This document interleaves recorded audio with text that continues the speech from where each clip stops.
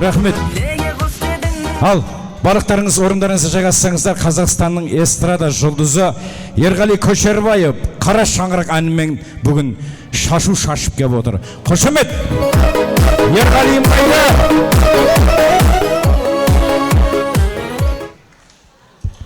Ассалаумағалейкум, қадірлі ағайын, той құтты болсын. Қалдарыңыз қалай, амансыздар ма, көңіл күйлеріңіз қандай боптыр? Ай, бәрекелді. Мен Алмас Албан деген анау тұғырын бесіктен байлаған азаматтың тойына кеп тұрмын. Алмастың әкесі қайда екен? Әкесін бола ма? Ойбай, Айвар Албанның атасы қайда? Бола ма осында? Менің осы бір жазған Айвар Албанның жаным-ау, алтыным-ау. Алтыным-ау. Қалыңыз қалай, амансыз ба? Той құтты болсын, ата. Сіз менің анау Қара шаңырақ деген жазған әнімді жақсы көреді екенсіз. Соны анау күні орындайтын қыз бар ғой, Динара Кемелхан деген. Соны 1 миллионға қымбат деді. Сосын қымбатсынып мені тегін шақырды. Айвар Албанның атасыз ғой. Сосын айтты маған, анау қымбат екен, сен келіп тегін өлең айтып берші. Сол әннің автор едің. Сіздің анау немереңіз бола ма, балаңыз ғой? Сол талғамы биік екен. Анау әншін емес, әнді тудырған автордың өзіне ән айтқызайыншы деп шақырды. Көкеу, сақалыңыздан айналайын. Сізді сыйлап келіп отқан осыншама ел, осыншама халық бар екен. Аман болыңыздар, қошемет соғыңыздар. Ай, бәрекелді. Енді сіздің жақсы көретін әніңіз Қара шаңырақ. Сол Қара шаңырақтың қалыптау әппақ сақал баласы аңырап жыламаңыз құрсын. Сіздер жыласын деп жазған, бірақ тыңдаңыздар. Сіздің балаңыз Айвар қандай ұлтқа, елге, қазақтың дәстүрлі төл өнерін арқалап жүрген азамат сізге той жасап беріп жатыр бүгін. Сол кісінің сіздің қуанышыңызға келіп қалдық, көке. Отырып ән тыңдаңыз. Ауыздарыңыз дәмде, құлақтарыңыз әнде болсын. Қара шаңырақ деген мен бір ғажап ауылдан кетіп, ауылды аңсап жазған әнімді қабыл алыңыздар. Аян Сейітовтың сөзіне жазылған Қара шаңырақ деген әнім. Алғашқы орындаушысы өзіммін, өйткені автормын. Қабыл алыңыздар.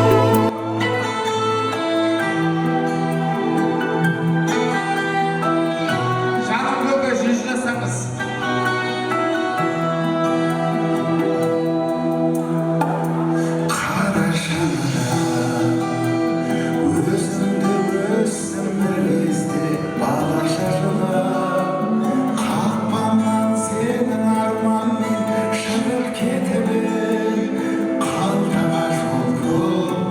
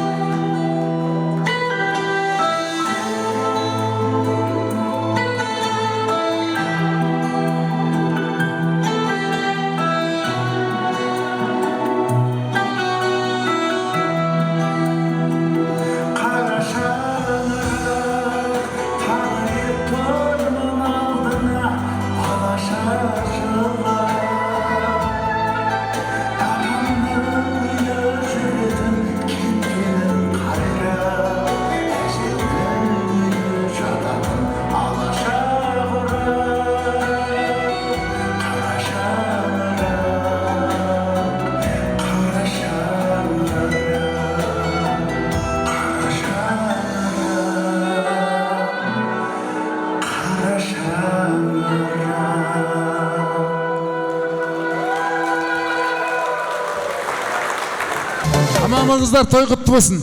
Ерғали, Алла разы болсын. Қадірлі ағайын, осы қара шаңырақтың әні авторы Ерғали балаларыңызға шапалақ ұрып қойыңыздар. Алла разы болсын. Мынау қара шаңырақты құрметтеген адам өсіп өнеді. Мынау сенің настроениеңе бәрі қызығып отыр нерде. Жаным, мына шапан сізге. Алла разы болсын. Сіз де атам секілді 80-нен асып 90-ға жетіп, ертең балаларыңыз сізді де төрге шығарсын. Аман болыңыздар. Жақсы, аман болыңыз. Жаным, настроениеңе қызығып атырмыз бәріміз. Сенің настроениеңе де қызығып атырмыз. Ата, рахмет. Ерғалидің настроениесіне біраз адамдар қызығып отыр. Жаным. Неяқта түсінгендер. Ата, мынау, рахмет сіздерге, бара беріңіздер. Ерғалидің настроениесіне бәрін қызық беттіңдер ғой что-то. Мынау ата, мынау Қарақалпақстанда сабыр. Қарақалпақстанда сізбен бір көрші тұрған апа бар екен. Ол көшіп Шымалғанға көшіп кетті. Сол Шымалғанда сіздермен біраз жыл араласып, бірі 5-6 жыл болыпты. Сіздер үзіліп кетіпсіздер, араласпай кетіпсіздер. Сол неге мені тойға шақырмайды деп ренжіп сыртта тұр. Не істеймін? Шақырайым ортаға. Қалдырыпсыз ғой. Ортаға келіңіз, қайда? Апам қайда? Апам шақырайық, шапалақ ұрыңдар. Апамды қайда?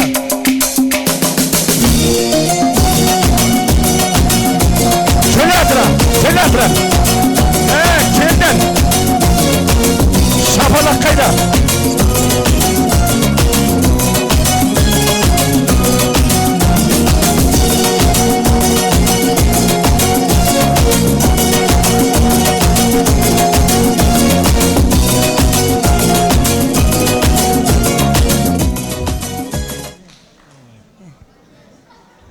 Кімнің қолы? Tanıdım. Oğarbaydın oğlu. Kımның қолы дейсің да? Tanıdım. Оңғарбай қайда? Mene. Таныдың ба? Tanıdım. Мен неғып тұрсың алдында қақшиып бұлай тұрсай қасыма. Кебір есбол бер тұр. Оңғарбай, әл бүгінгі туған күні құтты болсын. Денсаулығың зор болсын. Нешеге келіп атсың биыл? 80. Тағыну 80-ге келіп қалдың ба? Уябай, құтты болсын.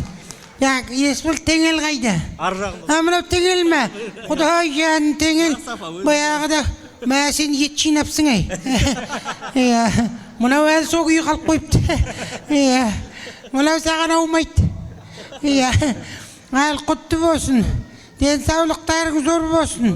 Бүгін мына Оңғардың туған күні құтты болсын. Айгүл мен Күмісай қайда?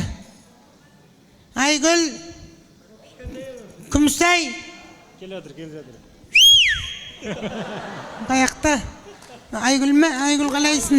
Бақытты бол жаным, амансыңдар ма? Құтты болсын. Әкең той құтты болсын. Сендерге жоғысты болсын. Сендер де 80-ге келіпіңдер. Мына 80-ге келіп атқан әкеңнің тойын халыққа, елге дастархан жайып, асқар тауымыз деп, мына той жасап атсыңдар, ұрпақтарың сендерге той жасасын. Мына 80 балалары жасап атыр ғой бірігіп. 90 немерелер жасасын 90. Көбісі көре алмайды ау дейін, біреу аумейін демеді. Бәсе? Ал 100-ін, Құдай қаласа. Жоқ, Алматы қаласының әкімі лишні өз жасасын. Құтты болсын. Міне, қазақтың нағыз ақсақал деген сөзге лайықты адам осы кісі міне. Бір суретке түсір, балам, кел. Кім, Айгүл жақын тұр, Күмісай? Бір суретке түсір. Дұрыстап тұр, нешеуің келдіңдер, Құдай, бұларға да оңай емес, қайта бір тесікке қарап атқан. Ал енді мына бүгінгі қуаныш құтты болсын. Мына Құдай балалар аман болсын, асқар тауларың ешқашан құламасын. Ал енді мен жақсы таныдың ба? Tanıdım. Кім дейсің? Сен любой кемпір танисың ғой сен.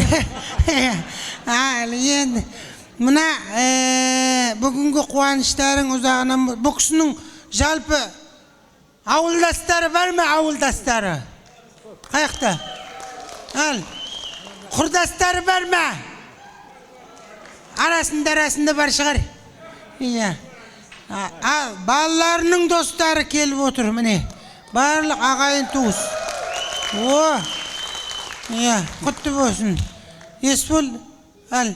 Сен кішкентайсың олдың, Иә, құтты болсын. Сақалды өлтіріпсің, Молодец. Дұрыс. Иә. Сен неге қыртсадың? Сен қандай күшті өсет? Болған жоқ па? Иә. Міне, осы құтты болсын. Иә. Әрдайым әкелерің сияқты 80-ді, 90-ды, 100-ді тойлататын күн тусын. Келіндер қайда? Ана келін ба? Кім? Теңелдің келіншегі ма? Кім қайда? Жаңа. Әткенчай, жаным. Бақытты бол. Әкел. Молодец. Мен ризамын жаңа. Дейді, үлкен келін палау істейді дейді. Мынау әткенчай істейді лағыман мен дейді. Мен айтып едім, сіздің үйде кәдімгі Қазақстан сияқты екен ғой деймін де, көбілтті семья екен ғой деймін де. Күшті ғой? Иә. Ал, Лаура, жаным, ең бастысы мына атың кім еді? Зүлфия мен Лаура екеуің бақытты болу үшін, бақыт деген ол бесақ әріп болғанмен өте көп адам жете алмай жүрген сөз. Міне, сендердің әулеттеріңнің берекесі мына кісі. Келіндер осы кісінің батасын алыңдар. Иә. Әкеңе, шешеңе не қылсаң алдыңа сол келеді демей ме? Иә. Осы кісінің батасын алыңдар, сол кезде көгеріп көктейсіңдер. Иә, құтты болсын. Құдай қаласа, әр немереңе келін түсіріп, беташарға ақша салып жүгіріп жүр. Бұлай қарап тұрсам, нормальный сияқты. 80-ге ұқсамайсың. Неге? Деп любой кемпірге қырындап жүрсің ғой. 80-ге келгендерді көріп атырық қой. Бірақ шүкір ғой, нормаль денсаулық болсын. Осылай шапқылап жүре бер. Бір салфетка бар ма? Қыздар, балалар? Бері тұр. Нандай, теңелсе фамилия қалай еді? Ахметовтер, Нандай болса біртіндеп ұстап алайық, көре алмайтындарға қатысы жоқ.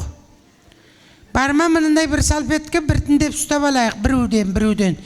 Енді мына кісі күніге 80-ге келіп той жасап атқан жоқ қой. Көптен күткен той, балалардың қуанышы, әкесіне жасап атқан дастарханы жайып атқан. Әр келген қонақ осы шын ниетпен келді енді. Өткен себебі бұның бәрі өзім деген адамдары боксының.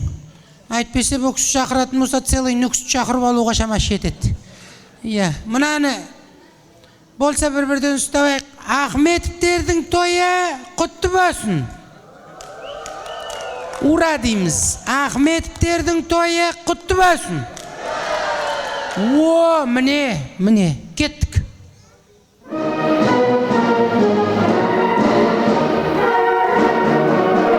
Құрметті жолдастар, Ахметовтердің тойы құтты болсын.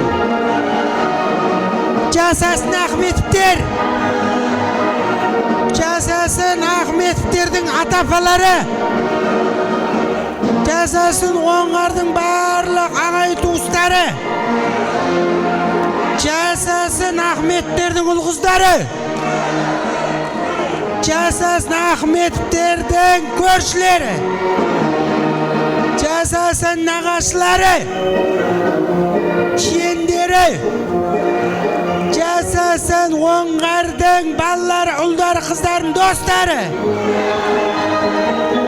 Жасасын Ахметов оңғардың туған жері Қарақалпақстан және Мойнақ. Жасасын қыздары. Жасасын құдалары. Жасасын барлық осы тойдың қонақтары. Жасасын Алматы. Жасасын Қазақстан Республикасы. Жасасын Тоқа. Все, Молодец. Политикаға кірмей-ақ қояйық, Политикаға кіргендер шетінен қораға кіріп жатыр құрсын. Бүйтеміз, қыздар, сен қызысың ғой. Әкең қолынан ұста. Айгүл, келе ғой. Бауырың қолынан ұста. Келін қолынан ұста. Кім? Есбол, қарындасың қолынан ұста. Әпкеңнің, иә. Күйеу бала, ладно енді. Айбар, что там, келесің ба? Кесе үйге барғасын мамаламас үшін. Кім қамбар? Өзі келатыр мына молодец. Жайлап пультың Айгүлді екен ғой. Чан. Тұр енді мына жерге ортаға. Міне, Құдай көп көрмесін. Осы екі ұл, екі қыздан тараған ұрпақтың рахатын көре бер, Құдай қаласа. Көтереміз қолды, осы әулет, осы семьяға, отбасына не тілейміз? Бақыт, мы желаем. Поехали. Мы желаем счастья, счастья в этом мире большом, как солнце по утрам, пусть оно заходит в дом. Мы желаем счастья вам, и оно должно быть таким, когда ты счастлив сам. Счастье поделись другим.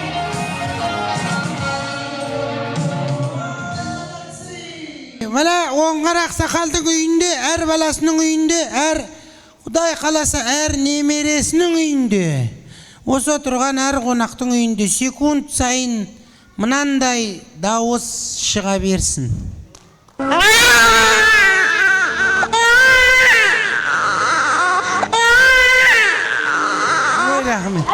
Болды. Действительно сізді көре алмайтындар бар екен. Мына баланың дауысы шыққанда көп шапалақ ұрмады. Енді бетейік. 1 минутқа екі күйеу бала, екі келін қалсын, қалған қыздар, ұлдар отырамыз. Екі күйеу бала, екі телақ құсап атаның жанында тұрыңдар. Сен телаққа ұқсайсың, сен де ұқсайсың. Екі келін, молодец. Жалпы ең үлкені Айгүл ме, Теңел ме? Теңел. Одан кейін Айгүл, Осым сен жолың үлкен. Так, одан кейін сен жолың, одан кейін сен ба? Құдай аясын. Жақсы қой, кенже болған жақсы да. Бірақ сен үндемей жүріп бәрін қатыратын сияқтысың. Анан орап кететін сияқтысың ғой. Ола жайлап. Өзбек көрмеген өзбешка ғой мынау. Түрінен көрініп тұр ғой. Вообще қасқырлығы жоқ өзбешка ғой мынау. Молодец. Так, неше жыл болды үйленгеніңе, Айгүл? Осы семьяға күйеу бала болған? 20 жыл. Так, келін болғанға? 23 жыл. 23 жыл. Айбар неше жыл болды күйеу бала болған? 15 жыл. 15, саған? 6 жыл айтып өт. Жаным. 6 жыл, 23 жыл. Қазір кім қалай мына кісіні атайтынын білеміз. Мына кісіні келгеннен бері қалай атайсың? Атам деп айтам. Ата ма, папа ма? Атам. Ата. Конкретно, понтоваться етпей, конкретно айт. Конкретно ата. Көңілі сүймеме разына-раз шығайын деп тұрған адам сияқты деп әңгіме айтып тұр ғой. Так, өзің? Ата. Атам. Молодец. Нағыз ата дейтін адамға лайық бұл кісі. Өте дұрыс. Ата болса, оңғардай болсын. Осы. Дұрыс. Атаны қадірлеу керек. Так. Ал былай бетіне ата дейсіңдер, екі бажа бөлек жүргенде не дейсіңдер? Ата дейміз. Ана қақпас демейсің ба, шындай что-то сен түрің бір түрлі. Жоқ. Сен не дейсің? Кейде бате деп қойым. Бате деп қойым, Так, сен ше? Оңғар дейді шығарсың? Жоқ, ата деймін. Сен не дейсің? Атам дейсің. Сен басқа вариант жоқ қой сенде. Сен не дейсің? Атам деймін. Ата деймін. Молодец. Атан жақсы көретін тамағы Лаура жасаған. Палау. Палау. Басқа дұрыс қой енді палау ғой. Так сіздің үйге барғанда қандай тамақ жақсы көреді? ет асамыз. Ет. Сіздің үйге барғанда? Ет асамыз. Сіздің үйге барғанда? Ата не жақсы көреді? Қандай тамақ? Палау. Что-то мылағыман жоқ па? Гойру, сойру деп ұрмайсың ба? Молодец. Қайсысы дұрыс айтты? Екеуі де. Жан берген жейім ғой десе. Дұрыс қой енді, ер кісі анау мынау көп талғай бермейді ғой. Осылар аман болса деп отыра береді ғой. Пенсияны кім алады? Өзім алам. Конкретно айт. Лаура ала ма? Жоқ, банкоматтан алам. Молодец, банкоматтан алам. Дұрыс. Так. Атан ашуланғанда айтатын сөз қандай? Атам ашуланбайды. Ашуланып көрмеді ме? Көрген жоқсың ба соны? Ашуланғанын? Лаура? Яғау дейді. Не дейді? Яғау дейді. Яғау дейді? Жоғай деген сөз ғой, Так. Сен действительно яғаусың, ше? Мен нервыма тиіп баратсың уже. Так, Айбар саған не дейді? Біз ашуланған көрген жоқпыз. Құдай соны саған көрсетпесін. Так, саған не дейді? Мұна таза нервқа тиетін о сияқты ғой. Че-то деп қалды ғой. Айтсай кім? Айтпайым. Айтпай, дұрыс. Адам болғасын ашуланатта, бірақ ең бірінші боксын ашуына тимеңдер. Өйткені себебі боксын батасын алыңдар. Атаңдан қарғыс алма, алғыс ал дейді. Сондықтан екеуіңе пока есть возможность алғыс алыңдар. Осындай кісілерден алғыс алу керек. Құдай қаласа 90 жасын жасап беріңдер. 90-нан кейін 91, 92 деп әрқайсысын бөліп алып жасай беріңдер. Құдай нәсіп етсін, че там? 90 жасқа жетсе 90 жас той мен жасап берем. Мынау. Сен не дейсің? Бірдеңе ілжі берейін ба? Алла жеткізсе 85-ін өзін жасай салшы. жасап берем. Болды. Болды, екі туған күн банкет обеспечивен. Құдай қаласа, на екеуін базарға жүгіртесін.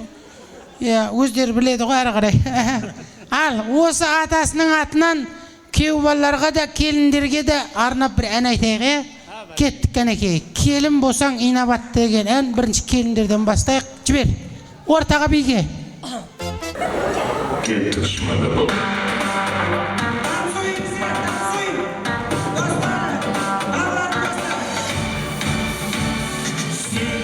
Келін болсаң инабатты, үлгендерді сыйғаратты, әулеттегі ғимаратты, көлгенесің сенеміз.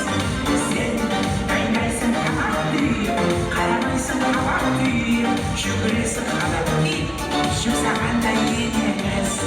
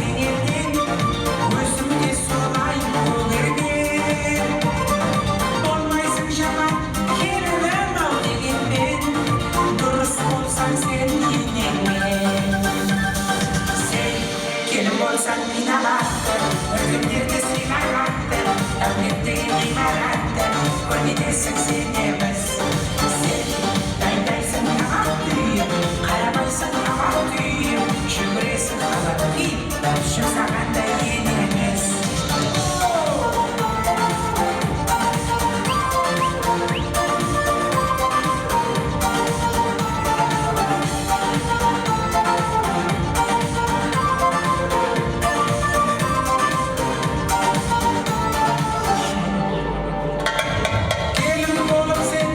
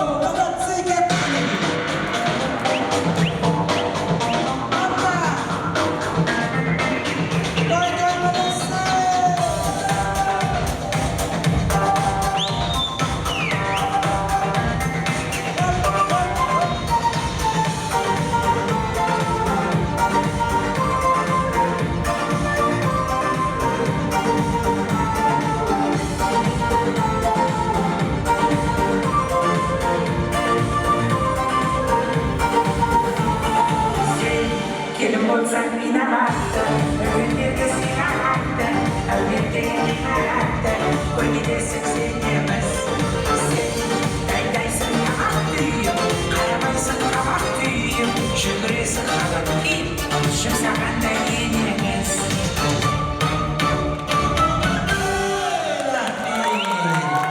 Құтты болсын. Балжан.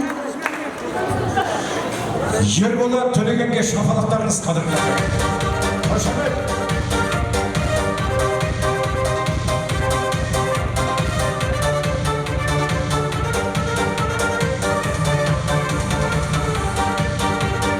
Шерас өтіңіздер. Алдарыңызда Ерболат Төлеген. Бәрекелді. Қошемет көрсетіп қойыңыздар. Бәрекелді.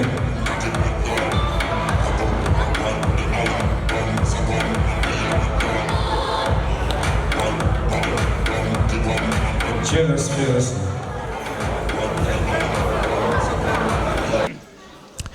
Бүгінгі тойымыздың ең тәтті тағамы, яғни бүгінгі 80 жасқа арналған тортты орта қалдырайық. Торт, қошемет!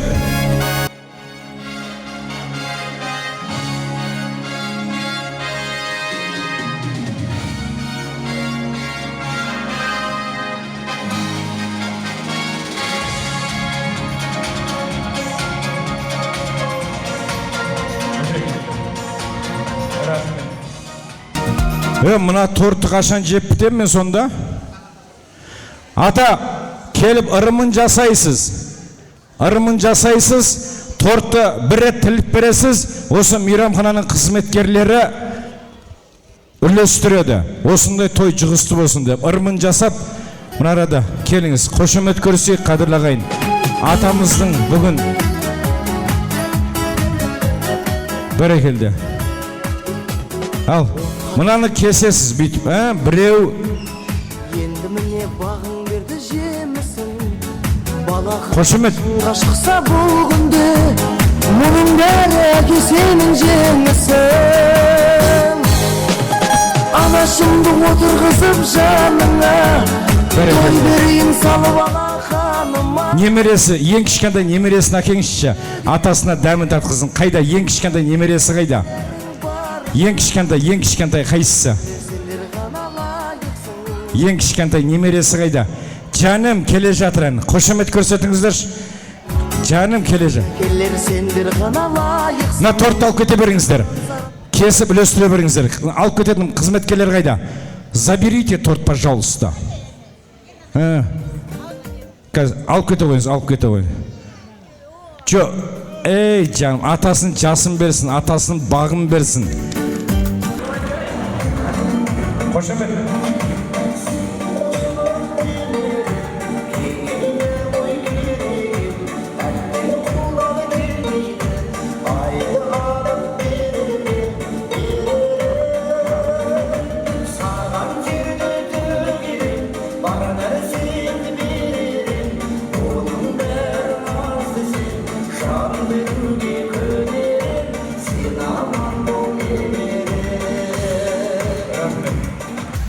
Ата 18-іне бергенше таң атады уже. Өздері жеп алсыншы.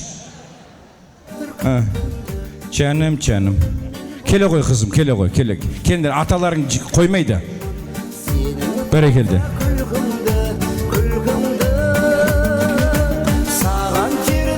Бәрекелді.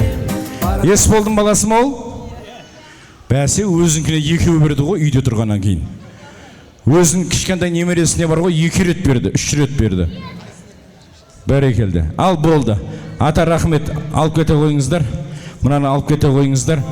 Бәрекелді. Қадірлі ағайын, құрметті қонақтар, мынау тойдың мәресіне жақындап қалдық. Енді ортаға ағайындар шақырым келіп отыр. Әкеміздің іні қарындастарын бәрін, ағайындарын бәрін, үлкені бар, кішісі бар, келіні бар, күйеу баласы бар. Барлығын құрметпен ортаға шақырам. Келіңіздер, ағайындар, қошемет. Жеңіс қайда, Соня, Тұрсынбай, келіңіздер. Қалбеке, Мұрат, Лена, Талғат, Қайрат, Пернегүл, Қазан, Орынтай, Тоқтарбай, Шыңғыс, Құралай, Әбіш, Жұбаймен дейді, Абылай, келінмен дейді. Келіңіздер, Нұрбек, Жұмагүл, Шыңғыс, және Нұрсұлу, Орынбасар, Кәмшат, Қуандық, Толқын, Базарбай, Тұрсынай, келіңіздер. Рамазан келінмен, Ринат келінмен, Азамат келінмен. Неге келінмен? Бұрында келін жеткен Басқа кенжек әкпеген ба десең? Өмірзақ, Разақ, қуаныш келіңіздер. Қуаныш, қуандық, толқын келіңіздер.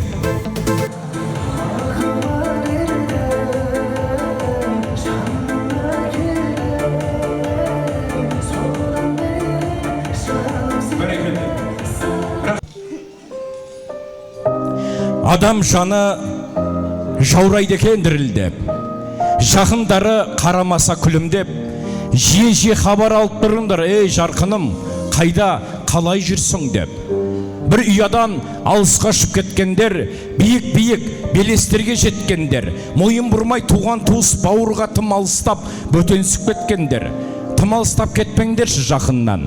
Қара шаңырақ қалған туған ауылдан бір ауыз сөз, жылы сөзің жетеді алыстағы жақыныңа сағынған.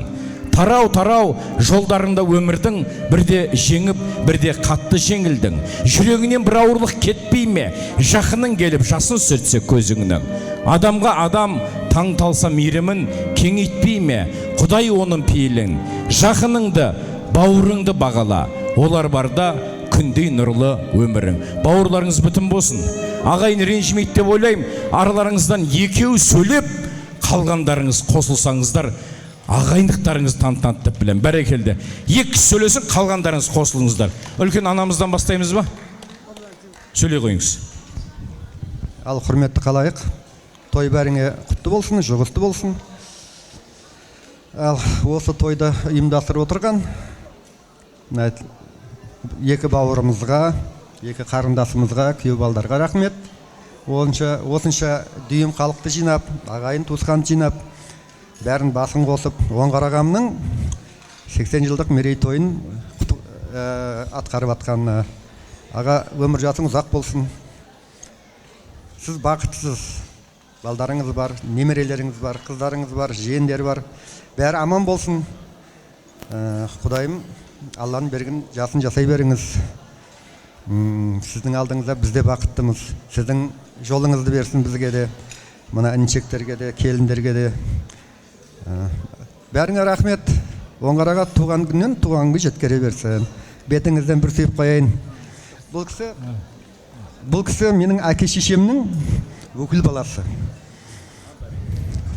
Мен сол бұлдың өкіл әкесі мен өкіл шешесінің ұлымын. Мына тұрған інім бар, апам бар. Құтты болсын туған күн. Туған күннен туған күн жеткере берсін бәріңді де. Екінші кісі.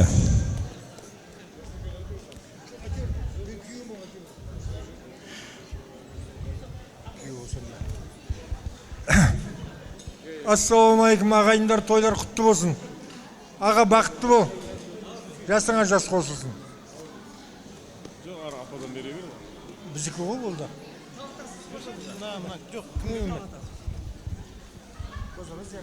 Ассалаумағалейкум той қауым, ағайын туысқандар, құда жігіттер.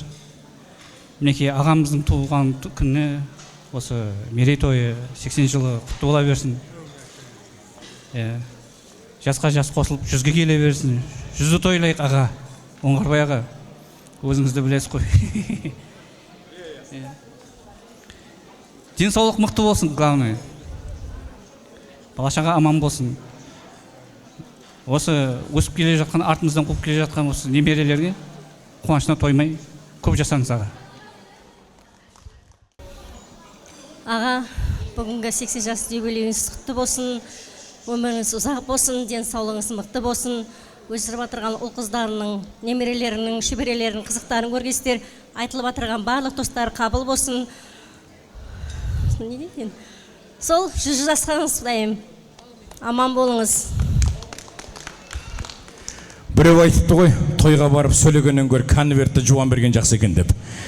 Суретке түсейік, келіңіздер, әкемізді ортаға алыңыздар. Ағайындар аман болыңыздар, бауырларыңыз бүтін болсын. Осы әулеттен әрбір берген тұздам жақсылық қуаныштың дәм болсын. Суретке түсіп алыңыздар, суретке. 1, 2, 3, 20, 30, 40, 50, 60, 70, 80, 90, 100. Бәрекелді. Бәрекелді. Барықтарыңыз билеп барып орындарыңызға жайғассаңыздар, әкем қасымда қалса. Әке, ортада мен қасымда қалыңызшы. Қошемет, қошемет.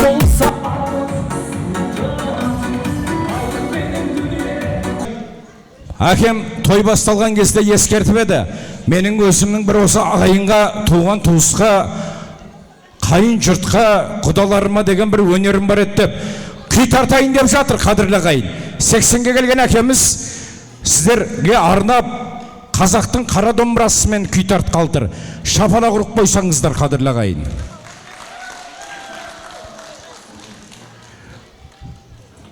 Шапалақ ұрыңыздар, 80-ге кеп күй тартпақ түгілі елдерің.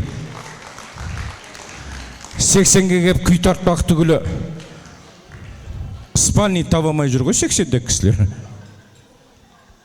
Шапалақ ұрыңыздар, шапалақ.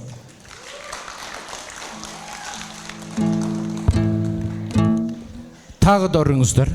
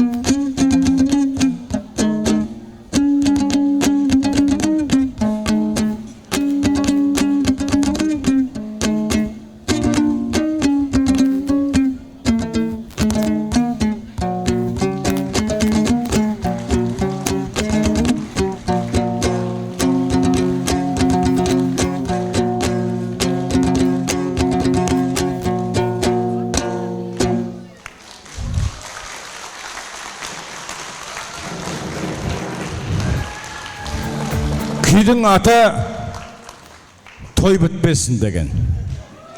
Сендер де 80-ге кел деген күй. Мен енді ортаға қадірлаған құрметті қонақтар, ұлдары мен қыздарының достарын шақырғым келіп отыр. Телеу Мырзаның достары және Айгүлдей қарындасымның достары. Және де Есбол Мырзаның достары. Барлықтарыңыз ортаға шақырам. Қошемет!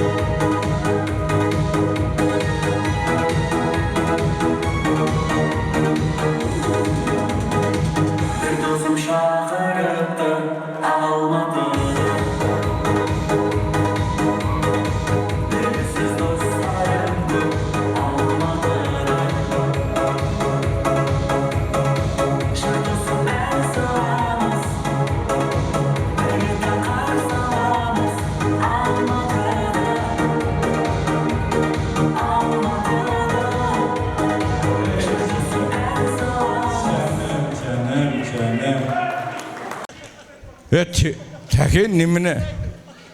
Тәкесінің үйлеріңіздің тойға келмегендер енді кеп жатыр ау деймін. Бәрекелді. Ал енді әрине сіздердің жол-жолымен берейін, Тәкенің достарынан бастап берейін. Қысқа, ана, мына, о деме. Не, hürmetli қонақтар, ұстазымыздың 80 жыл тойына келген екенбіз. Той құтлы болсын, өзіне өмір жасақ болсын, ұл қыздардың алдында аман есен жүре берсін. Ал теген жерлер той құтты болсын. Ассалаумағалейкум тойшыл қауым. Ал теңел әкеңнің 80 жас құтты болсын. Оңғарбайға жасыңыз құтты болсын, өзіңізге. Деніңіз сау болсын. Алланың берген жасын жасаңыз. Жүзіңізден күлкі кетпесін.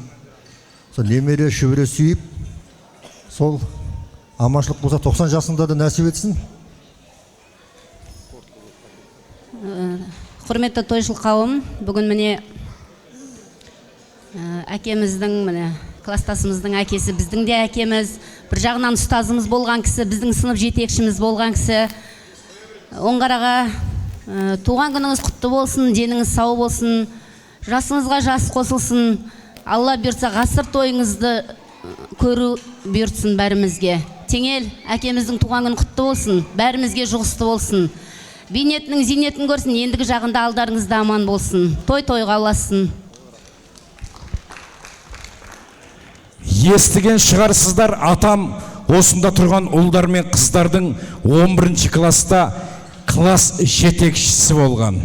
Атамның түріне қарасам, мыналардың бәріне 5 қойған сияқты. Бәрің 5 алдыңыздар ма? Иә. Сіз 2 болған сияқтысыз ғой? Алла разы болсын сендерге. Осындай мына кең сарайда атамыздың ақ батасын алып жасыңдар, өздеріңде өніңдер, өсіңдер, атамызға жақсылықтарын көрсетіп жүре беріңдер. Ал ата, міне көпшілік қауым шын жүректен бүгінгі қуанышыңызға ортақтасып қуанып тұрмыз. Аллаға мың шүкір. Бар жақсы, жоқ жаман дейді. Сіз бар адамсыз, бақытты адамсыз. Маңдайыңызға баланы да берген, келінді де берген, құданы да берген, бәрін адалынан етіп берген ең бақытты адамсыз. Баяғыда бір бидің болашағын болжар кезде бала биді жаңағы болжапты ғой. Анау жерлеп жатқан өлі адам ба, тірі адам ба десе, тірі адам екен деп. Сонда не деп сұраған кезде, тірі адам ол ұрпағы бар адам екен. Сіз ең бай бақытты адамсыз. Алла сізге қуат берсін, денсаулық берсін. Бүкіл осы тілеген тілектердің бәрін Алла қабыл ет, періште амин деп ата марба қолдап, ортамызда өстіп қалқайып, қуатты, бақытты болып жүре беріңіз. Сіз де атамда оқыдыңыз ба? Иә. 5-тің бәрін осы кісі алған сияқты ғой. Қымбатты кластасым Айгөл, бүгінгі әкешіңнің 80 жас мерейтойы құтты болсын. Осы кісінің жасы бәрімізге жұғысты болсын. Тойшы қауым, осындай той барлықтарыңызға жұғысты болсын. Ал ассалаумағалейкум тойшыл қауым. Ал әке, тойыңыз құтты болсын. Әке, тойыңыз құтты болсын. Осындай асқар тау болып жүре беріңіз. Ешқашан біздің тауымыз ала саламасын. Тамыр жайған үлкен ағашсыз, тамырыңызбен қуанасыз. Осындай тамырларыңыз болып, міне жанымызда Есполдай бізге дос беріп атсыздар. Соған сіздерге мыңда бір шүкір. Аллаға шүкір әуелден, одан кейін сіздерге осындай үлгілі ұлды тәрбиелеп өсірген, осындай ұлды бізге дос қып берген. Деніңіз сау болсын. Енді бір кезде біреуге де айтып жатыр еді, үлкен тойда 90-ға келіңіз, 90-ға келіңіз, 100-ге келіңіз дейді. Сонымен атам ренжіп жатыр дейді. 100-ден басқа сан білмейсіңдер ме, ары қарай айтсаңыздар деп. Сол сияқты 120-ға да 130-ға да келе беріңіз, Алланың берген жасын жасай беріңіз. Оңғар ата, 80 жас мерейтойыңыз құтты болсын. Мына алдыңызда ұл қыздарыңыз аман болсын. Сіз сол немерелеріңіздің ұл қыздарын қызығын көріп жүре берің. Бәріңізге той құтты болсын, той шалым. Рахмет. Ақсақал, мерекеңіз құтты болсын. Ғұмыр жасыңыз ұзақ болсын. Енді мен сізге бақытта, байлықта, денсаулықта тілемеймін, тек сәттілік тілеймін. Себебі бір ғұлам айтқан екен, Титаник дейтін фильмде суға батып кеткен кеменің ішінде бай адамда болған, бақытты адамда болған, денсаулығы мықты адамда болған. Оларға тек сәттілік жолықпады деп. Сол айтпақшы, өміріңіз сәттілікке толы болсын. Ұлылардай білімді, ұлықпандай ғұмырлы болыңыз. Бір құдірет бізді өмірге жолдайды. Біз өмірді түсінбейміз солғайға. Туа сала таудай бақыт күтеміз, ал шынында бақыт үлкен болмайды. Лүпілдеген тамырындай шекенің, жеке тәулік, жеке сағат, жеке мұң. Үлгермейміз түсініп деп айқап та, кейбір сәттің нағыз бақыт екенін дейді Қадыр ақын. Бүгін енді сізден бақытты жан жоқ шығар деп ойлаймын. Алла көрсеткен ұл қыздарыңыз аман болсын. Бәрі айтпақшы, 100 жасыңызда мүмкін болса қатар тойлайық. Жаным, шапала. Осылай тос айтса ғой деймін да. Приз беріндерші. Үйленгесін ба? Ой, 2 әйелім бар. Екеу? Екеу беріндер онда. Екеу беріндер. Екеу. Айналы. О, келін. Менен бұрын кеп қалдым, не қығырып. Ау? Әке, міне, оңғараға, мынау өзіңіз білім берген шәкірттеріңіздің атынан, Теңелдің кластас достарының атынан астыңызға ат мінгізбесек те иығыңызға шапан жабайық деген ниетпен осы шапанды жауып жатырмыз. Аз да болса көптей көріңіз. 80 жасыңыз құтты болсын.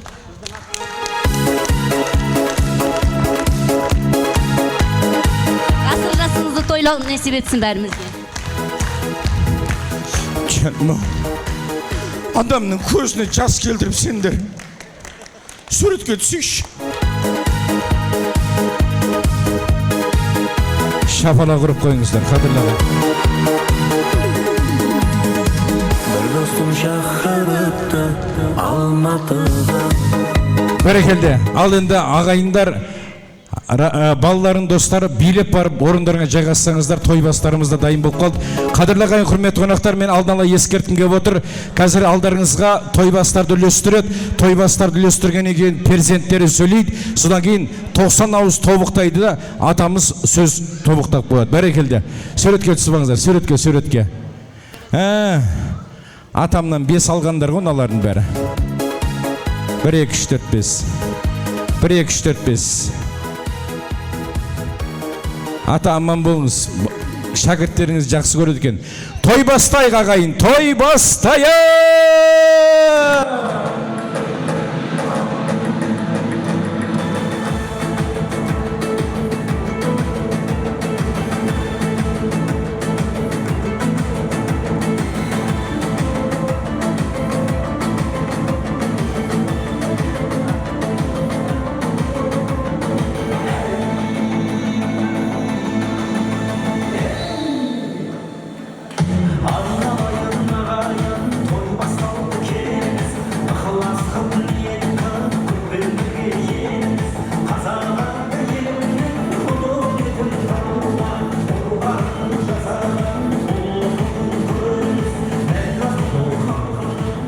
Бәрекелді қадірлі ағайын, міне тойбастарды алдарыңызға үлестірді.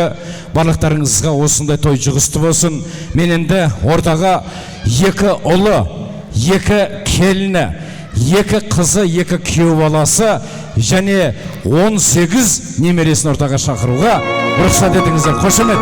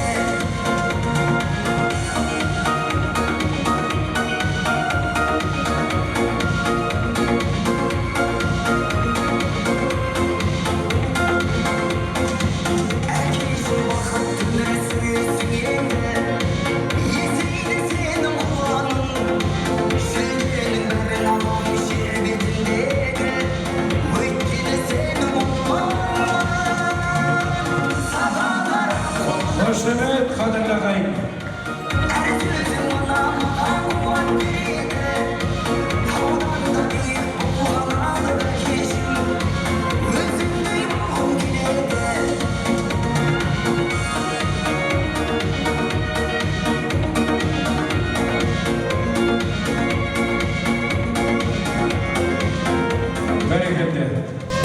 Ал, қадірлі ағайын, құрметті қонақтар, сіздерде қасиетті қонақтарға ақ дастархан жайып, әкесін төрге шығарған перзенттерін ортаға шақырғым келіп отыр. Яғни той иесі. Сіздерге қонақтарға алғыстары шексіз, соны сөз жүзінде жеткізгелі тұр. Мен енді төке өзіңізден бастайын, рұқсат болса, үлкенді.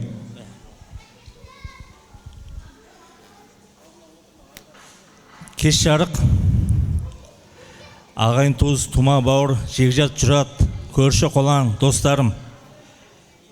Негізі көзді ашып жұмғанша бітті де кетті. Қарап тұрсаң, соңғы мына жаңа басталған қазір еді. Өмірдің жаңа қамшының сабында деген туры қазір енді ғана басқа теген сияқты болып тұр ғой. Осыған дейінгі жүгіріс бәрін айналып келгенде бір сәт. Осы қуанышты сәтімізді бөлісіп келгендеріңізге үлкен рахмет. Баршаңызға осындай той бұйырсын. Мына жерде әке, жасыңыз құтты болсын. Алланың берген жасын жасаңыз, ғұмырлы болыңыз, өмір жасыңыз ұзақ болсын. Біздің алдымызда осылай ойнап күліп жүре беріңіз. Осының бәрі сіздің арқаңыз, әке. Бәрлік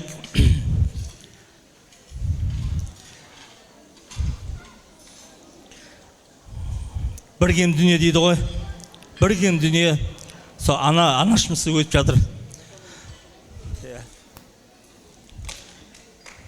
Баршаңызға рахмет.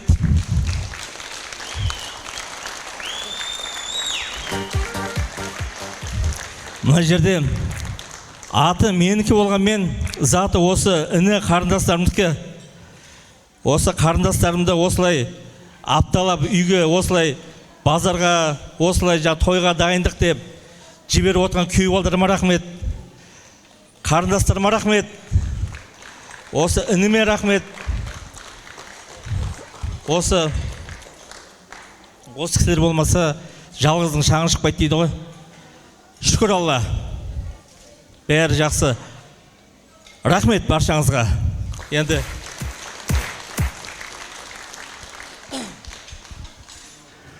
Аттеңай. Қадырлағайын, сәл құлаққа сөз сасаңыздар, содан кейін пакеттеріңізді реттей жатасыздар, үлгересіздер, уақыт бар ғой. Нарада той иелері сөйлеп жатыр, қадырлағайын.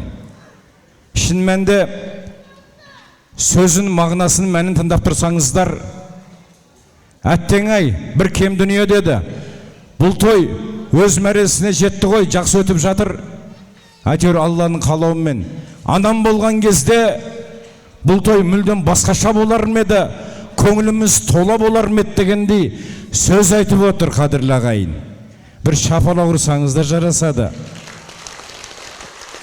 Бәрекелді. Өмір. Мен ылғиды айтам. Осындай әкесі мен шешесін төрге шығарып той беріп атқандарды көрген кезде менің әке шешем көз тірісінде мен той жасап бермеппін. Сіздер үлгердіңіздер, Аллаға шүкір. Асқар тауларыңызды, арқа тіреулеріңізді, мақтаныштарыңызды төрге шығарып, елге үлгі қылып көрсетіп, ұрпаққа үлгі қылып көрсетіп атсыздар. Осы әкелеріңізде жасаған жақсылықтарыңызды мың есе қылып, ұрпақтарыңыздан көріңіздер. Бәрекелді. Ал келіншегіңіз жалғастырсын. Ал құрметті бүгін тойға жиналған тойшыл қауым, алтын уақыттарыңызды бөліп, біздің атамыздың осы 80 жас тойын бөлісуге, қуанышымызды бөлісуге келгендеріңізге көптен көп алғыс. Бәрлеріңіздің шаңырақтарыңызда осындай той болсын. Сіздер де ғұмырлы болыңыздар. Әрбір тілеген тілектеріңіз қабыл болсын. Енді бүгінгі күні осы тойда, ортада анамыз отырса, тіптен керемет болушы еді. Бір кем дүние деп жаңа айтып жатыр ғой, бір кем дүние. Бірақ сол кісінің жоқтығын білдірмей, барынша осы көптен күткен ұлы той дейміз ғой. Атамыз ұзақ жасасын, ғұмырлы болсын, немерелерінің алдында өсіп жүре берсін. Көп жағдайда біз атамызға қарап көп үлгі аламыз. Себебі ұстаз болғаннан кейін бізге кейде білеміз, кейде білместікпен істеген дүниелерімізге ақыл айтып, ақылшы болып отырады. Сіз өте дұрыс айтып жатырсыз. Атамыз біздің 8 қырлы, бір сырлы, әнге де жақын, күйге де жақын, биге де жақын. Жаңағы кітапты де бүгінгі күнге дейін әлі сондай құмартып оқиды. Қазір қарап отырсам, шынымды айтсам, қазіргі жастарда ондай дүние жоқ, азайып бара жатыр. Соның бәрі үлгі. Енді Алла тіл көзден сақтасын. Осы жасында кейбір адамдар конькиде тұра алмаса, біздің атамыз медеу мұз айдынына барып конькиде тебеді. домбыраны біліп жүрсе де, осы Медеу ауданының жаңағы ұзақ жасау орталығы бар, сол жерге барып қайтадан бұл кісі домбыра үйреніп жүр. Яғни өмірге деген құлшынысы өте керемет, нағыз үлгі алатын біздің атамыз. Сол енді өзім шынымды айтсам, осы жерде бар көршілерімде, мен балаларым кішкентай болған кезде жұмысқа шығуға тура келді. Сол кезде мен қазір бойлар сорайып тұрғым, Гаухар мен Нұрмұхаметті осы атама қалдырып, мен жұмысқа кететінмін. Өте көп маған сонда қолғабыс жасады, сонда көршілерім айтатын ғой, сенің атаң қандай керемет, біздің енеміз кейде даже өстіп қарамайды ғой балаларымыз деп. Міне бүгінгі күні енді бой жетіп, ер жетіп отыр ғой. Көптен көп маған сонда жаңағы поддержка жасады деп айтсам болады атама. Қазіргі күні мені атам жаңағы құдағи деп менің мәртебемді көтеріп, жаңағы осы сендердің құдағиларың деп, себебі мен жолдасым Теңел ата әжесінің баласы болғандықтан атамның інісі сияқты болады да. Сондықтан солай мәртебемді өсіріп, жаңағы көтермелеп, осы уақытқа дейін қолдап, қолпаштап келгеніне көп алғыс айтам. Басымды иіп, көп алғыс айтамын. Және де осы тойдың болуына жаңағы мұрындық болып, бастамасын бастаған міне Айгүл қайынсіңліме көптен көп алғыс айтамын. Жаңағы өзі көп балалы ана, 6 балалы ана болса да, балалар өте кішкентай болса да, Жаркенттен осында қайта-қайта келіп, қалай істейміз деп, солай әрбір ұйымдастыру жағына, біз енді көп жағдайда шынымды айтамын, мен жұмыс басты болып кеттім. Сондай кезде осы ұйымдасу жағына өте көп жаңағы атсалысқан қайынсіңліме, және де осы қайынсіңлімді жіберіп отырған күйеу балама өте көп рахмет айтамын. Және міне Айбар, Күмсай, Есбол, енді ол Есбол қара шаңырақта, ол хочет, не хочет дегендей, сұрамай-ақ дегендей, Зульфия. Яғни жаңағы бақыт қайда барамын десе, ынтымағы жарасқан елге барамын дейді ғой, сол ынтымағымыз жарасқандықтан осындай дүбірлеткен той өткізіп отырмыз. Алла тағалам тіл көзден сақтасын, әрдайым жиналсақ, тек тойға, осындай қуанышқа жинала берейік. Бәрлеріңізге жұғысты болсын. 8 қырлы бір сырлының біреуін бағана ұмытып кетпіз ғой. Атам еще бала қарайды екен ғой. Шапалақ ұрыңыздар, жаным.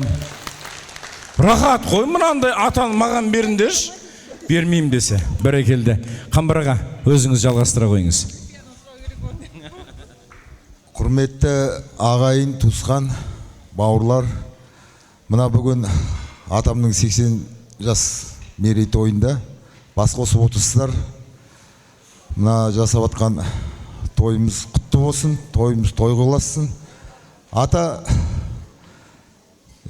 не айтам, сізден бізді көп үлгі аламыз. Сіз өте бақытты адамсыз. Әрдайым ақылыңызды айтып, бала шағаңызды, немере шөберелеріңізді қарап жүресіз. Сіз өте байда қуатты адамсыз. Және атама өзім таңғалам. Біз енді бұл кісі сияқты боламайтын шығармыз. Бұл кісі өте салауатты өмір сүрген адам. Біз енді ойлаймыз, бірақ оны жасай алмаймыз бұл кісі сияқты. Енді осы тойымыз той қоласып, анау алыстан келген, батыс жақтан, шығыстан келген, мына нағашы, туысқандар, алыстан келген, бәрлеріңізге рахмет, осындай алтын уақыттарыңызды бөліп, осы атамның тойына келген. Осындай тойымыз тойға ұласа берсін. Ата, немерелеріңіз қызығын көріңіз. Әрқашанда өстіп, алдымызда күліп ойнап жүре беріңіз. Алла қуат берсін.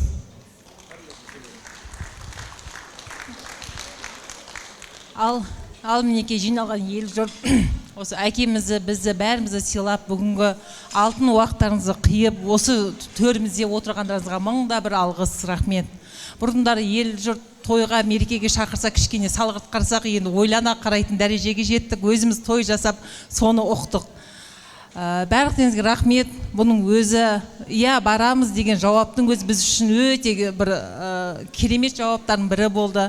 Рахмет бәріңізге, бәріңіздің шаңырақтарыңызға тек қана шаттық пенен жақсылық болсын, той болсын.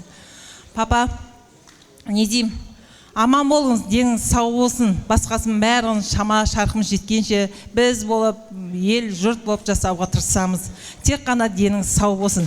Сіз өте керемет жансыз. Сіз өмірде көп заттан ұтылғанда шығарсыз, бірақ сіздің отқан жеріңіз біздің анамызды таңдаған жеріңіз. Сіздің отқан жеріңіз осындай бізге адал, өте бір жұмсақ жанды бізге ана қылып, сіз таңдаған жартан біз тараған ұрпақ мінеке бүгінгі күні сол сіз отқан жеріңіз. Сізді бақытты қылғанда, болашағыңызды жарқын қылғанда, сіздің сол анамызды жар қылып таңдаған сәтіңіз. Сол үшін бас ием. Асыл да тек асыл нағашыларым, мыңда бір алғыс. Осы шешеміз өмірден қайтқалы 15 жылдың көлемі болды. Сіздер шешемізді жоқтатпай, шешемізді жалғап келе жатырсыздар. Дендеріңіз сау болсын, аман болыңыздар. Жиен деп бізді шеттеткен емессіздер, ол шындық. Бізде еліміз жоқ, бізде өзіміздің еліміз, төркіміз шамалы, оны білесіздер. Бірақ сіздерді біз бауыр қылдық, ел қылдық, жұрт төркін қылдық. Сіздерге бауыр бастық, мыңда бір алғыс, рахмет. Кешегі осы әкеміздің егістігіне біздің шешемізді дән қылып егіп, содан бүгін біз тарап отырмыз. Сол дәннің сіздер дәнегісі, біз дәнегі болып, сол дәннің сіздер ар жақ түбі сіздер. Біз дәнегіміз, жалғаса береміз. Аман болыңыздар, сіздер үшін бас иемін. Осындай анамыздың қандай жанның болғанын кішігірім айтып өткім келеді. Әрине өкініш көп, ол уақыт өте сезіледі, көрінеді. Бірақ біздің анамыз өте бір асыл, өте бір адал. Енді ол бәрі куә ол нәрсеге. Біреудің ала жібін аттамақ тұрмақ бізге біреу жайында бір пікір айтуға да рұқсат еткізбеген де айтқызбайтын. Мүмкін бүгінгі күні әкеміздің өсіп өнгені, біздің де бағымыздың жанғаны, бүгінгі бір жақсылыққа біз жетсек, сол анамыздың кешегі тәрбиесі, анамыздың ағадал ниеті болса керек. Бүгінгі күні шүкір, Алла мыңда бір шүкір. Бұл тойда әкеміздің өсіп өнгенінің дәлелі, кешегі бұл кісілердің жолының, сара жолдарының қисық баспағаны, тағдырлары қиын болса да қателеспей, қиындықта аттап, көз жұмбай, тек қана адалдықпен өсіргенің дәрежесі менен бүгінгі күні соның жемісі деп ойлаймын. Біз бағымыз, мінеке Аллаға шүкір, біз барған қыздың да, ұлдың да бағының жанған әулет, біз қыздардың да барған жерінде бағы бар. Оны өз жұртым менен мына Күмсайымның ел жұртымен, Айбардың ел жұртымен мақтанып айта аламын. Рахмет, міне сіңілім Айбар күйеу бала демейміз, бауырдай. Осы бір біздің әулеттің бірде бір тұлғасы болып, бізге жанашыр болып өсті. Сіздерге рахмет, апа, құдағи, тәте, бәріктеріңізге мыңда бір рахмет. Осылардың жақсысын асырып, жаманын жасырып, ел жұрт болып, бірде бір сыйластығымызға кірбің түскен емес, енді жанда да түспесін. Өзімнің қайын жұртым сіздерге бас ие тұра, рахмет сіздерде. Менің бәр уақыт еркелет, бәр уақыт менің де әкемді төрелеріне отырғызып еркелетіп келді. Сол бүгінгі күні біздің жақсы өмір сүріп жатқанымыз кешегі осы кісілердің жолы, осы кісілердің еңбегі деп ойлаймын. Бәріктеріңізге мыңда бір алғыс, рахмет. Енді той басталып жатқан секілді еді, аяғына жетті. Кем-кетік болса кешірім сұраймыз. Біз кішкене ғана сый-сияпат беріп өттік. Ол бір әкемізден кішкене болсын, үлес болсын, кішкене болсын, бір теберік деп жатамыз ғой, иыққа жабар болсын дедік. Егер де иықтарыңызға тимей қап, бұйырмай жатса, оны тойларыңызға ала барарымыз, ескереміз, елейміз. Аман болыңыздар, рахмет бәріктеріңізге. Ақыр бастадық па, до конца кеттік онда. Мынау қадірлі ағайын осыдан 2 ай бұрын маған телефонмен хабарласты. Яғни қарындасым. Телефонмен сөйлескен кезде мынау бүйтеді маған көбінесе хабарласқанда. Ақшаң қанша дей береді. Арзанға барыңдар деп не қылам мұндай. Бірінші ешқандай сұраған жоқ. Менің жағдайым сұрады. Аға амансыз ба? Бізде жақсылық болып жатыр еді. Әкемізді төрге шығарып жатыр едік. Анамыздан айырылып қалды. Әкеміздің көңілі жарым болмасын деп ағайынды шақырып бір шүкір той берейін деп едік. Құдайға шүкір. Әкем бір ғана бала болып өскен, жетім болып өскен. Сол жетімдігін білдірмей қазір Құдайға шүкір 4% біз тамыр жайып, біз қазір үлкен әулетке айналдық. Осында ағайын жұрт бар, бір шай берейін деп едік деп сөйлеген кезде мына тойды басқарғым келді, қадірлі ағайын. Қандай парасатты, қандай сөзге шебер, сондай бір үлкен әулеттің бір жақсылығына келетқан бүгін сезіндім.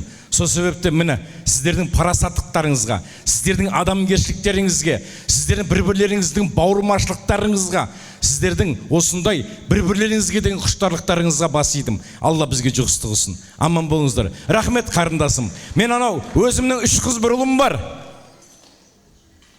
Осындай қызым болса болды маған. Сіздей болсын. Алла разы болсын. Бәрекелді. Сөйлей қойыңыздар.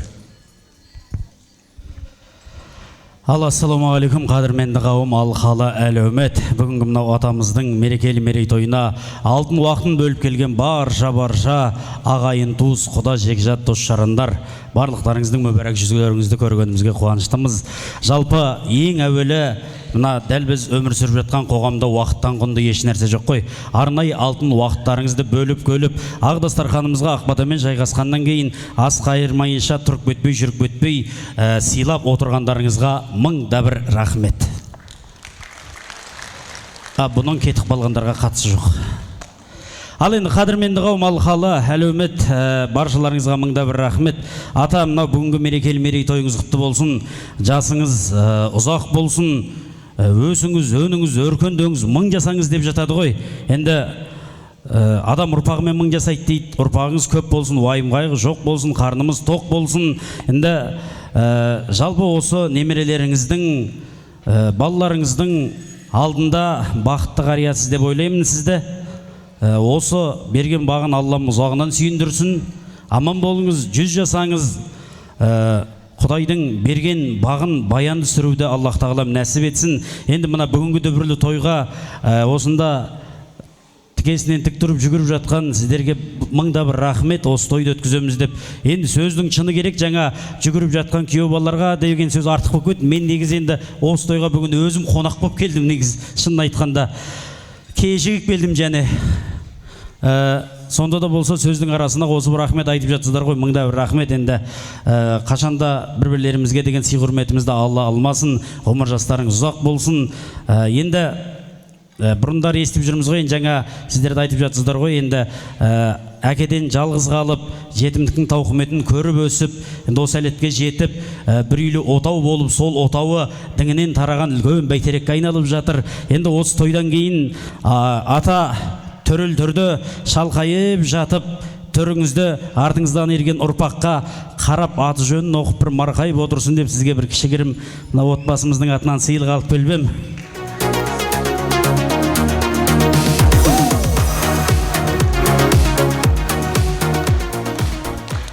Анау етекке мен әтей тарам-тарам жол қалдыртпадым. Бұл енді арғартай өсетін ұрпақтың саны көбейе берсін, мұның астына жалғай береміз деп.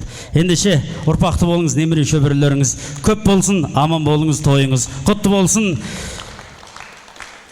Мынау шежіре бетінде аты жазылатын, артыңыздан еретін ат ұстар ұрпағыңыз көп болсын деп тілеймін. Тойыңыз құтты болсын.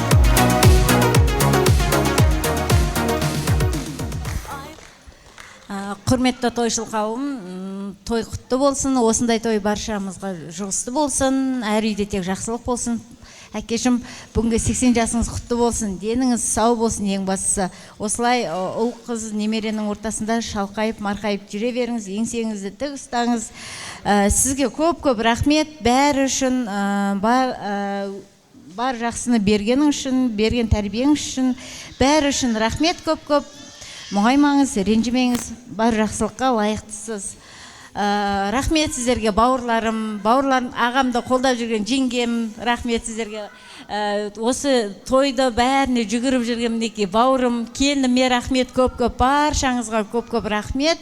Ауызбіршілігіміз ажырамасын, әрқашан осындай жақсылықта, бір-біріміздің қуанышымызда осылай бір жағадан бір жеңнен қол шығарып жақсы бақытты ғұмыр нәсіп етсін.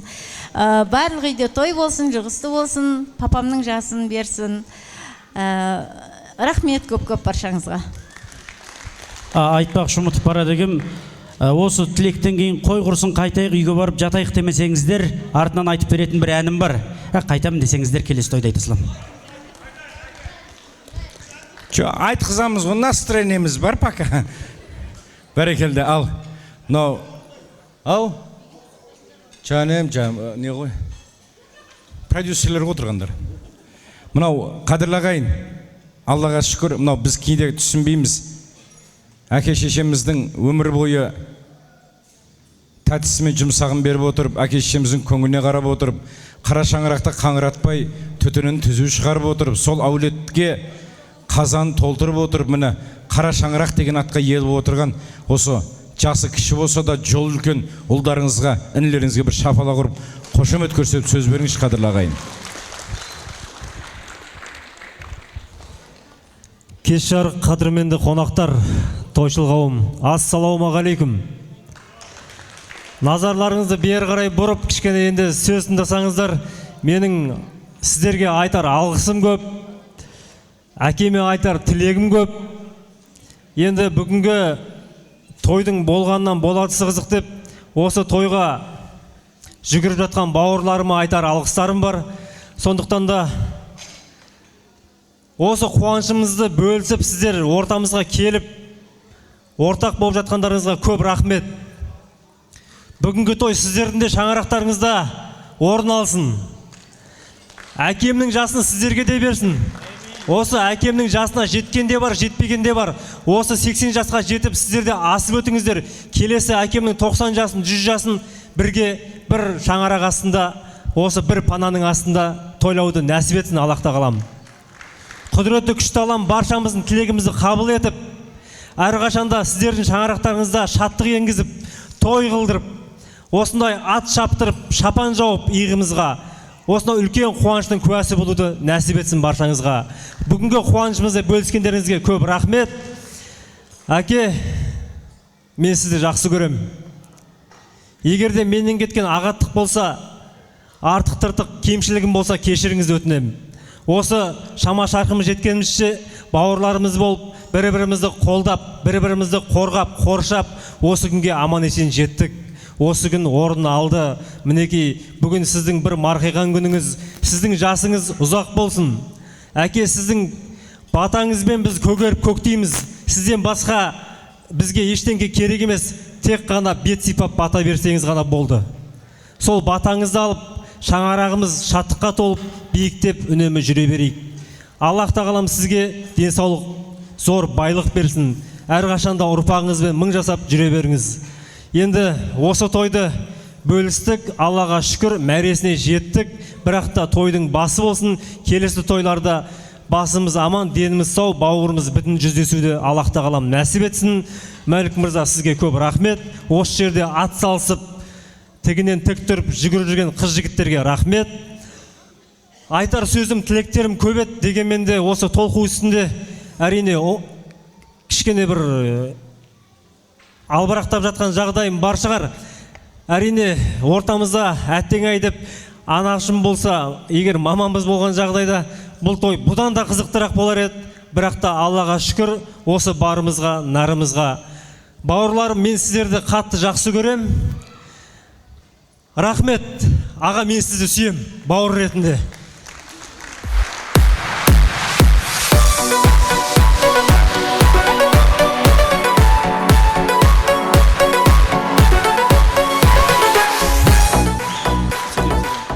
Ағам бар менің алдымда.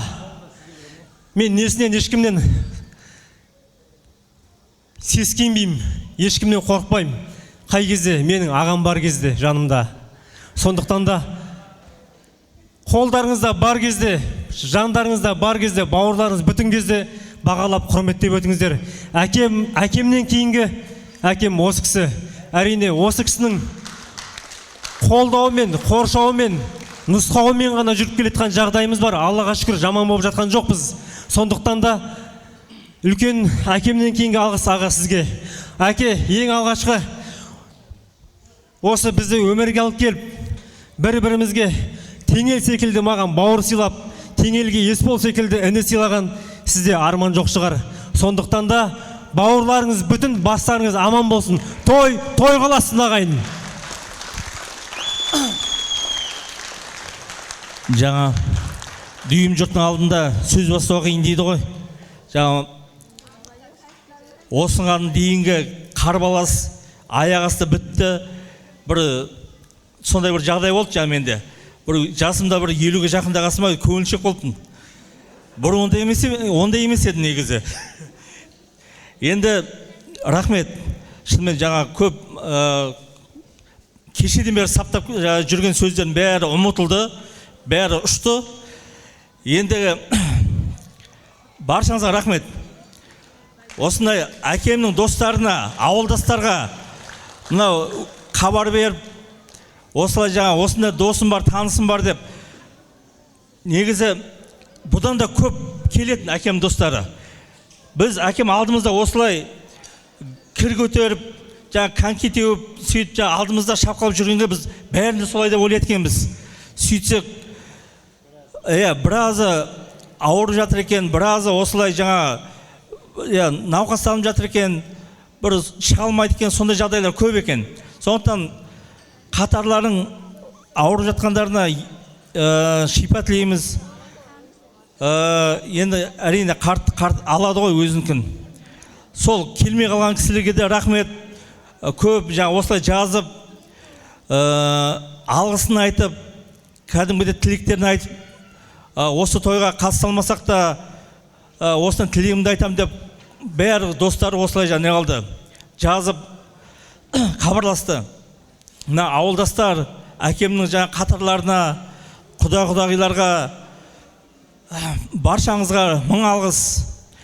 Мына нағашыларым, ат терлетіп алыстан келіп отырған барша қонақтарға, мына өзімнің қатарласым, ниеттестерім, игі жақсыларым, бәр жағыңызға рахмет. Мына Есбол інімнің достарына, мына әкемнің Есболдың көршілерге, өзімнің көршілеріме, класстастарыма, баршаңызға мың алғыс. Осы тойларына қайтсын. Алла берсе сендердің тойларына осылай қызмет жасайық. Тек қана осылай жақсылықтарда бас қосайық. Алдымызда үлкендеріміз аман болсын. Чәнем. Мен бұндай болатын кезде тойды 3-те бастайтын едім ғой. Бәрекелді. Немелер қосыласыңдар ма, айтасыңдар ма? Қосылам. Келе ғой, қысқайтындар, Енді бірінші келген қонақтарға бәріне рахмет айтам. Осы атамның қуанышына, өздерінің қуаныштарыңызға қуанып келгендеріңізге. Ал енді ата, 80 жас туған күніңіз құтты болсын.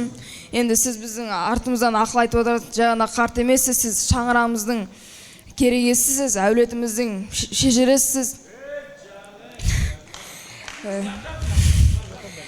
Сіз барда біз ешқашан шаршамаймыз. Сізге көп рахмет, бізге осындай анай сыйлағаныңызға, осындай нағашы бауырлар сыйлағаныңызға.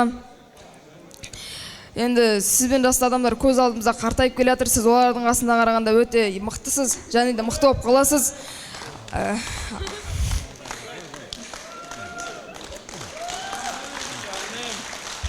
Жаным, адамды жылатпасаң болмай ма?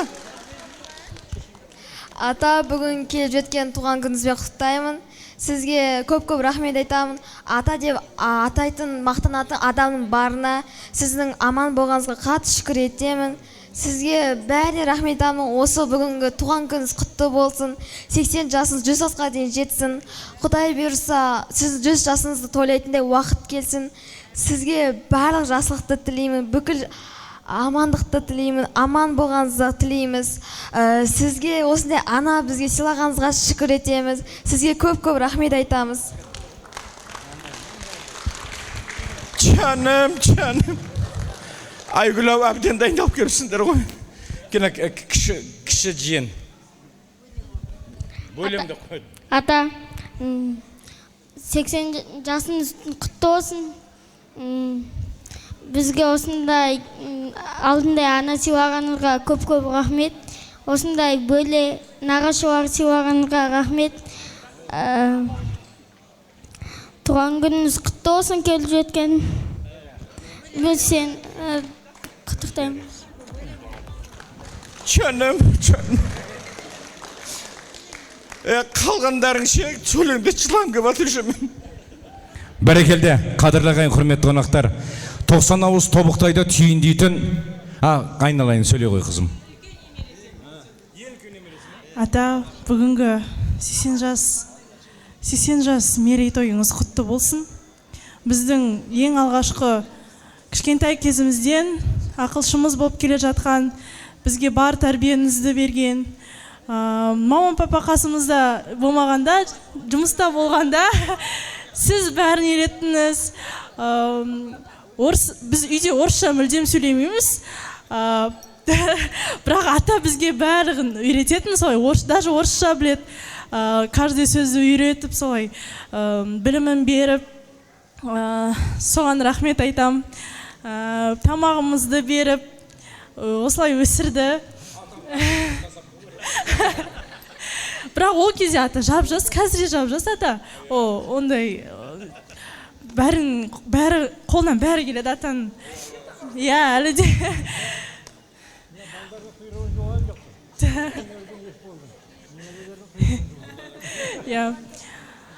Шүкір етем осындай атам барына, басқалардың аталарына қарайым, мен жасты. Өте жас болса да олар өз жасын білмеймін, біздің ата бір басқаша, иә. Сондай спортик өзі, спортик еще әлі де оқиды, өте білімді. Осындай берген тәрбиеңізге үлкен рахмет айтам сізге. Жақсы көрем ата. Қан кете бетін ата ешкімде жоқ шығар. Қосыласындар ма айтасындар ма? Қосылыңдаршы. Ана аталар қайтқысы кеп жатыр үйлеріне. Міне, бүгінгі тойда кімде-кім сырға жоғалтса, ертең үйге келіңдер десін. Сізге беріп қойын қарындасым. Сырға золотой, не деп білмеймін атын арғып. Қадырлағайын, 90 ауыз тобықтай түйіндейін уақыт келді. Міненді бүгінгі тойдың иесі құрметті әкеміз, аяулы әкеміз, қымбатты әкеміз. Міне Аллаға шүкір құрметті әке, риза болыңыз әке. Сіздің ризашылығыңыз осы балдарға азық. Енді қадірлағайын құрметті қонақтар, әкеміз сөйлетіп ешкімге қайтуға да рұқсат жоқ. Қалып билейін десеңіздер, бана күйеу боламыз, ән айтамыз деді. Ол да қолдайық. Әкемізге құрметпен сөз берейік қадірлағайын.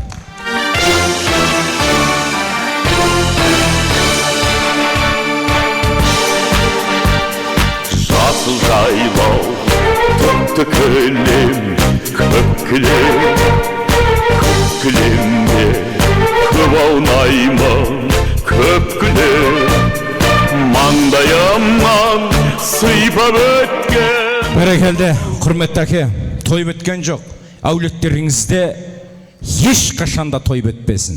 Міне Аллаға шүкір, бүгінгі тойдың мәресіне жеттік. Келген қонақтарға ескерттім. Той өз сөйлеттеп қайтуға рұқсат жоқ. Күйеу баламыздың 7 әні бар, менің бір биім бар. Содан кейін барып той жалғасады деген ниет қой. Алла жұғыстығысын барлықтарыңызға қадірлағайын. Құрметті әке, сөз өзіңізде. Құрметті ағайын, тума, туыстар, көршілер, замандастар. Жалғыздың үні шықпайды дейді ғой. Әкем айтатын, анам айтатын, жарты қойдың құдайы бар деп. Мен жаңа айтып жатыр ғой бәрі де. Мен жалғыз өстім, әкем 18 жасында, шешем 78 жасында. Қысқасы, ешкім 80-ді көрген жоқ. Біздің әулетте. Сол 80 жасқа келіп, жеткеніме қуанып жатырмын. Мына балдарыма рахмет.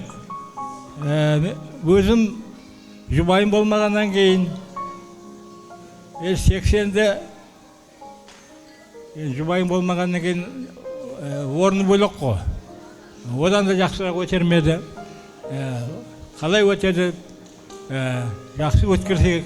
Қысқасы маған 4 ай бұрын февралда айтты. Мен қайлы болмадым. Балдарыма рахмет енді. Жарайды, анаң болмаса да өткерейік. Олар өздері бастап мен асабаның кім болатынын, мен өзім қонақпын бұл тойға. Балдарыма рахмет мінекей. Өздері бастады, өздері қоштап, тек шақыру, кім шақыратын жазып бердім болған. Кітапқа қолтаңба қойдым. Болды менің жұмысым, бітті. Сол үшін мына айтқан тілектерің қабыл болсын. Мына балдар маңдайына сүйіп қоя жақтың осы көпшіліктің алдында теңел. Бәрі.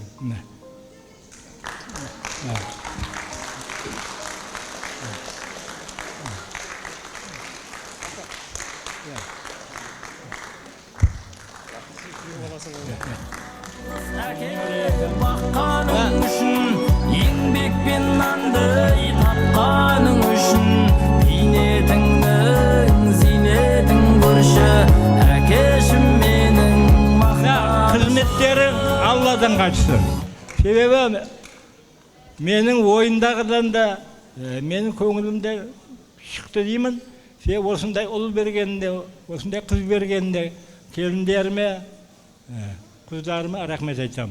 Құдағиларға, бірінші құда, екінші құда, үшінші, төртінші құдаларым бәрі де мақтаулы. Бәрі өздерінің менің ойымдағыдай ғой, құдаларым да, келіндерім де. Бұлардың қызметтері Алладан қайтсын. Бұл дәрежеге жетуіме ұл қыздарым, келіндерім.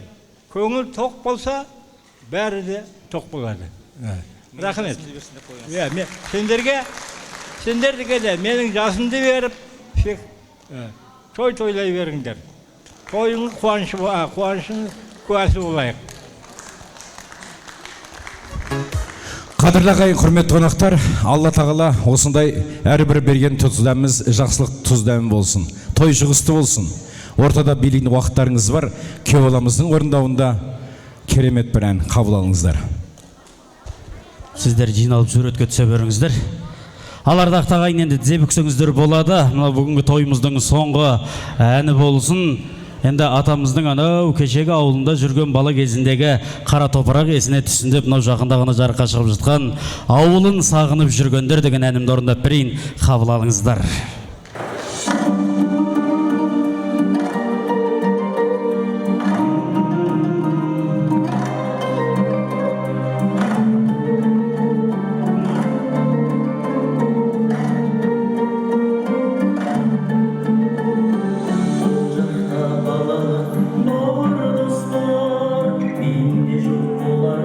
Sağınmazlar, tanrı arayla, gözlü malaydan